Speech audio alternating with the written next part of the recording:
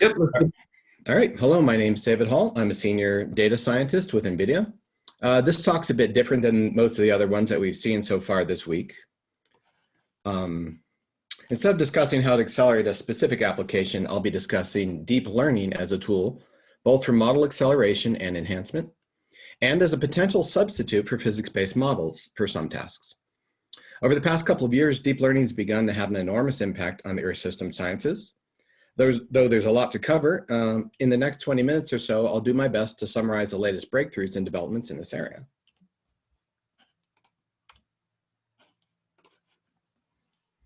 So let's quickly review how deep learning fits in with high performance computing and GPUs first. I think most of the people attending the Multicore 10 workshop would agree that GPUs are an increasingly important resource for high performance computing. In recent years, GPUs' performance gains have outpaced those of CPUs, and there's a lot to be gained by building machines packed with GPU accelerators, if we can use them effectively. GPUs are also more power efficient, which can both reduce the power bill and the environmental impact of HPC simulations. We can quantify this assertion if we look at NVIDIA's recent results on the TPC-X-BB Big Data Analytics benchmark. This benchmark, which is traditionally run on CPU-based systems, contains 30 use cases simulating big data processing. In June of this year, NVIDIA used a server with 16 DGX A100 systems to run the benchmark in only 14.5 minutes. That's nearly 20 times as fast as the previous best result. Achieving the same performance would require about 350 CPU servers. This benchmark shows that NVIDIA GPUs are able to perform big data tasks at about 1/7 the cost while using 1/3 of the power. So the schedule of talks at Multicore 10 demonstrates that there are many ways one can use GPU accelerators. Low-level approaches include using OpenACC directives or building custom CUDA kernels. Higher-level approaches include using domain-specific languages like Cyclone or performance-portable libraries like Cocos or Claw. Deep learning provides another high-level path to GPU acceleration. It's complementary to, but very different from the other approaches listed here. In contrast with the other approaches, not only can deep learning enhance and accelerate our existing models, it can help us to build new capabilities that can't be built in any other way. So in case you don't know, deep learning works by reverse engineering functions from a large set of examples of how it should behave. It's basically a generalization of curve fitting, but in very high dimensional spaces. For most purposes, deep learning is probably best thought of as a new and powerful way to write software with its own unique set of strengths and weaknesses. Like traditional software, deep learning also builds functions, but it reverse engineers them from examples. The functions built in this way can be just as powerful as those built by hand. In many cases, it can be more so. Not only is deep learning able to build next level capabilities, software written in this way is automatically optimized for the GPU. This allows us to take full advantage of our hardware acceleration without manual code porting or maintaining multiple software versions. There's a lot of advantages of doing it this way, but I don't have time to go into each of them in detail. The field of AI changes very quickly, so the main goal of this presentation is to give you a snapshot of the rapidly moving frontier of AI as applied to the earth system sciences. To do so, we'll survey recent applications, examine progress towards overcoming scientific barriers, and take a look at promising new hardware and software tools. Let's start by looking at some recent applications in the earth system sciences. Before jumping into specifics, I'd like to point out how rapidly this field is changing. Over the past couple of years, large segments of the geoscience community have begun to embrace machine learning and deep learning. Hundreds of scientific applications have been built, and most major institutions in this area have begun to develop focused AI programs. The US federal government is taking AI very seriously and has recently announced funding for 7 AI institutes focused on accelerating its development in various fields. Of these institutes, the one most relevant to this community is the NSF AI Institute for Research on Trustworthy AI in Weather, Climate, and Coastal Oceanography, which NVIDIA also supports. It's quite a long name. NOAA is also taking AI very seriously.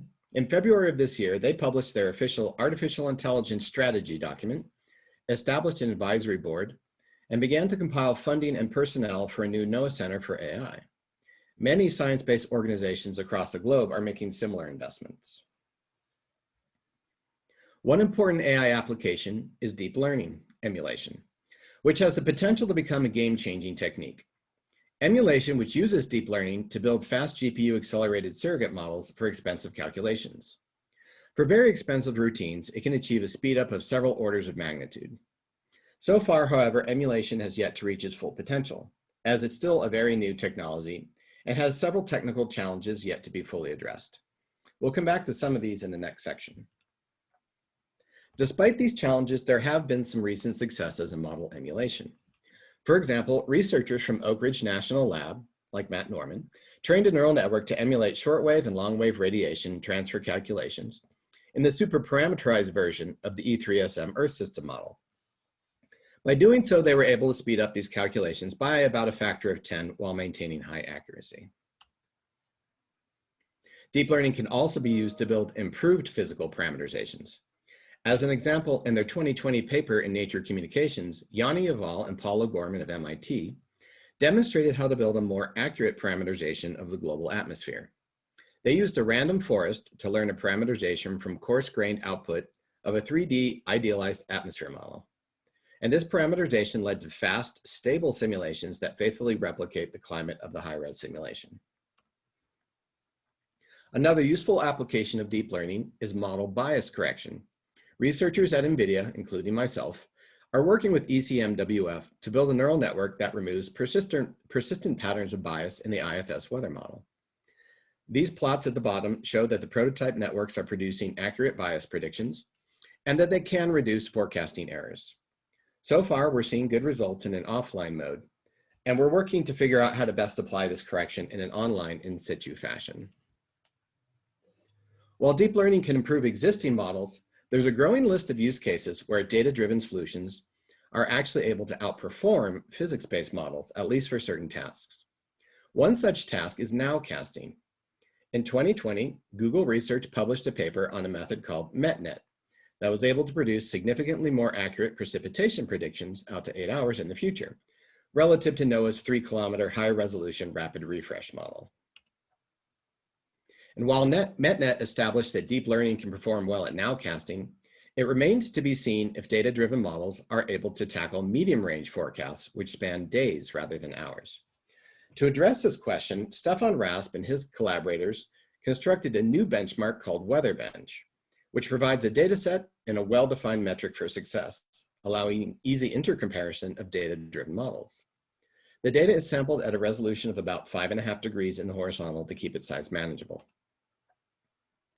Having established this benchmark, Rasp and colleagues published a second paper where they constructed a deep learning model to solve it. In this case, they trained a series of ResNet models with 19 residual blocks and found their performance to be comparable with the predictions made by IFS at similar resolutions. In their own words, the authors observed that our results indicate that given enough training data, data-driven models can compete with physical models. Another remarkable paper published in Nature demonstrates that a deep convolutional neural network was able to predict the future state of the El Niño Southern Oscillation up to 18 months in advance, with a far higher correlation skill than the current state-of-the-art dynamical forecast systems. As with the other successful approaches described thus far, transfer learning from historical simulations was critical for overcoming the limited availability of observational data.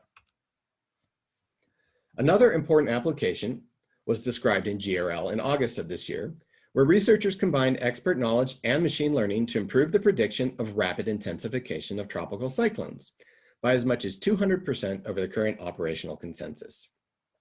This is particularly relevant this year considering the record-breaking hurricane season we've been having. Chris Cadal, Uwe Ulbrich, and I published a paper this year in Nature Geoscience that uses NVIDIA's Inpainting technique to fill in missing climate data. Historical observations can be very sparse, but using transfer learning, we were able to pre-train an Inpainting network using reanalysis and climate data. After training, the network was able to reconstruct missing observations from the HADCRUT-4 climate dataset, resulting in a more accurate reconstruction of the global historical temperature record as far back as 1850. So now that we've looked at some of the most recent applications of deep learning in the Earth system sciences, let's look at progress being made toward overcoming AI scientific challenges. While the power and utility of deep learning is pretty much undeniable, there are additional considerations that need to be addressed when applying it to science. Learned methods should be accurate, but also trustworthy and explainable, and they should enforce physical constraints when appropriate. Researchers are hard at work addressing these issues and many others listed here. One issue with systems discovered automatically from data is that they often do not strictly enforce known physical constraints like conservation of energy, unless they're explicitly designed to do so. Several techniques are available to accomplish this, including loss function penalization and explicit encoding of constraints in the model. Enforcing physical constraints has been shown to increase the accuracy and generalization of the model while also decreasing its data requirements, so it's pretty much good overall. A highly cited example was published in 2019 by Karniadakis and collaborators, in which they addressed two classes of problems using physics-informed neural nets. In the first case, a neural net represents the solution to a PDE, which is hard-coded in the underlying framework. The figure on the right shows an example using Berger's equation. The initial and boundary conditions are specified, and the neural net describes the solution on the interior. In the second case, a set of physical constants are treated as unknowns, which are reverse engineered from a sparse set of observations. This allows both discovery of the PDE coefficients and description of the solution throughout the domain. NVIDIA's SimNet is a new tool introduced in the GTC keynote last spring that provides a set of tools to make physics-informed neural nets easier to use on NVIDIA GPUs. You can apply for early access if you'd like to try it out yourself. Another problem with functions built by deep learning is that they never throw exceptions. In other words, they will always return an answer even if that answer is wildly incorrect. Typically, learned models are only accurate in the neighborhood of their training examples. To overcome this, we need networks that return both answers and error bars. Several methods have been developed for estimating both epistemic error, which arises from a lack of training data, and aleatoric error, which is the inherent noisiness in our samples.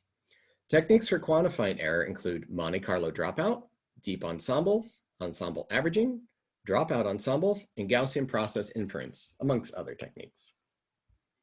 Of these solutions, Gaussian process inference usually gives the best results, but it doesn't scale well to large problems. The next best solution is produced by deep ensembles, which are also able to distinguish between the two sources of error.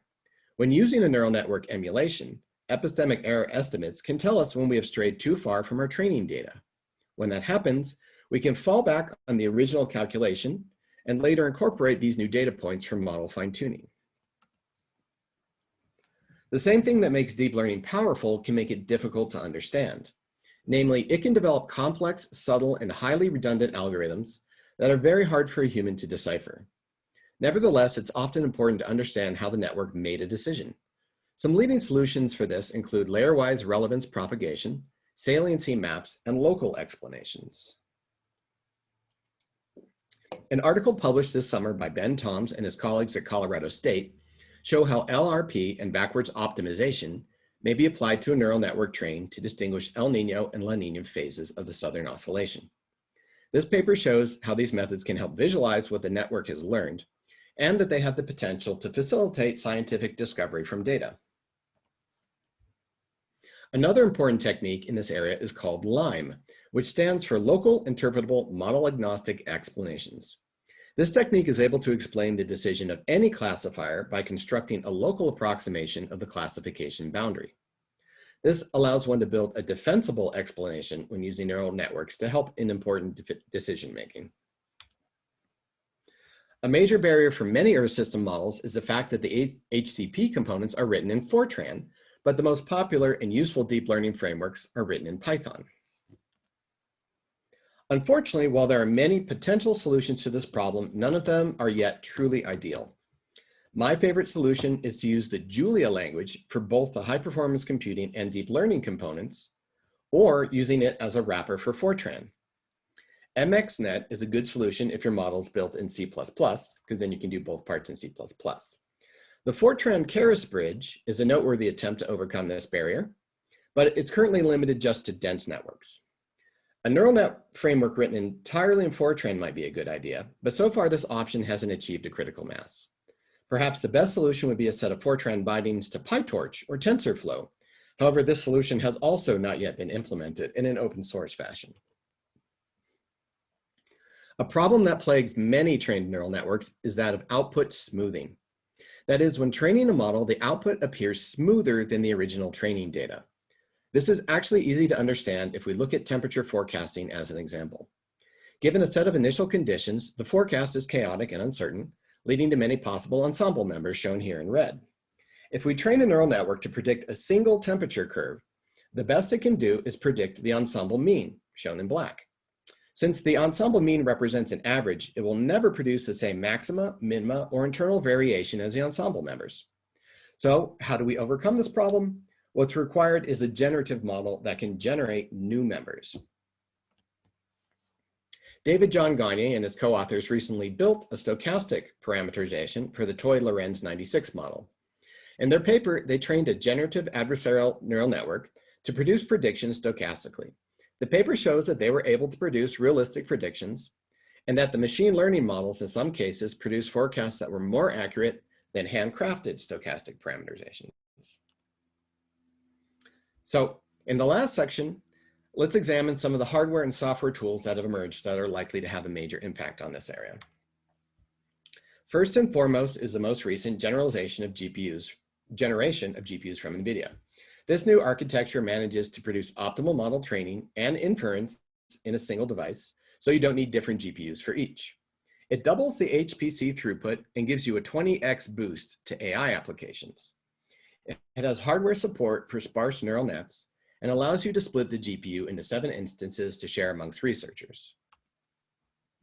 If you saw the GTC keynote in spring, you saw something called Omniverse.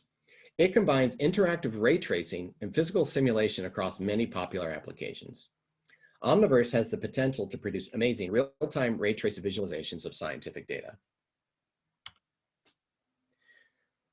In these very early examples, you can see renderings made by linking the ParaView application with Omniverse. Here, renders are shown using 1.4 kilometer IFS model runs generated by the Summit supercomputer.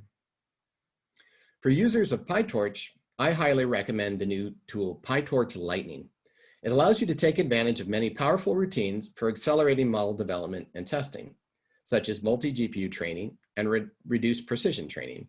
It also helps build standardized, reproducible code, which is why it is recommended by the NeurIPS PyTorch Reproducibility Challenge. An expansion of PyTorch LIGHTNIng called BOLTS just came out in September of this year, which provides a wide array of state-of-the-art models for you to use, giving you easy access to many of the breakthroughs and advances I've discussed in this talk. Unfortunately, due to the limited time available, I was able to present about half of the recent breakthroughs I wanted to cover. But if you'd like to see the full version of this talk, please join me online on October 6th at the GTC Fall Conference, which is free for government, universities, and nonprofit organizations. And if you have any questions or would like to collaborate, don't hesitate to contact me at dhall@nvidia.com.